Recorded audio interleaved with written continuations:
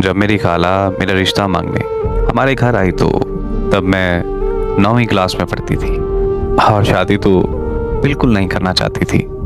लेकिन अब्बू की वफ़ात के बाद मेरी अम्मी को हमारी सब बहनों की बहुत फिक्र रहती थी, इसलिए अम्मी ने रिश्ते के लिए खाला को हाँ कर दी और मेरी शादी मेरे खाला की बेटे से हो गई। शादी के कुछ ही महीनों के बाद मेरे ससुराल वालों की मुझसे लड़ाइयाँ शुरू हो गईं। सास और ससुर मुझे बात बात पर ताने देने लगे, यहाँ तक कि मेरे शौहर का भी मेरे साथ रवैया बदलने लगा। मेरा शौहर नशा करने के अलावा कोई और काम नहीं करता था। शाम को जब वो नशा करके घर आता तो मुझे खूब गालियाँ देता, यहाँ तक कि वो मुझे मारने और पीटने लगा। लेकिन मैं सब बर्दाश्त कर जाती थी, क्योंकि हमारी परवरिश ही ऐसे ख़ानदान में हुई है जहाँ एक औरत को ये सब बर्दाश्त करना पड़ता है। यहाँ तक कि मैं अपनी अम्मी को भी कुछ नहीं बताती थी, क्योंकि अब्बू की वफ़ात के बाद वो खुद भी बहुत बीमार रहती थी।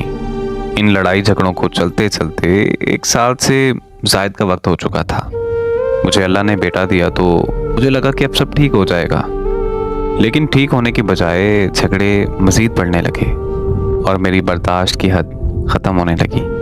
बात मुझे गाली गलौज देने या मारने की हद तक होती तो मैं शायद बर्दाश्त कर भी जाती, लेकिन वो लोग मेरे माँ बाप को बुरा भला कहने लगे और उन्हें गालियाँ भी देने लग गए थे। एक औरत अपने ससुराल वालों का हर जुल्म बर्दाश्त कर लेती है, लेकिन वो अपने माँ बाप के खिलाफ एक लफ्ज़ बर्दाश्त नहीं करती। एक रात मेरी लड़ाई चल रही थी कि मेरे ससुराल वालों ने मेरे माँ बाप को बहुत गालियाँ दी।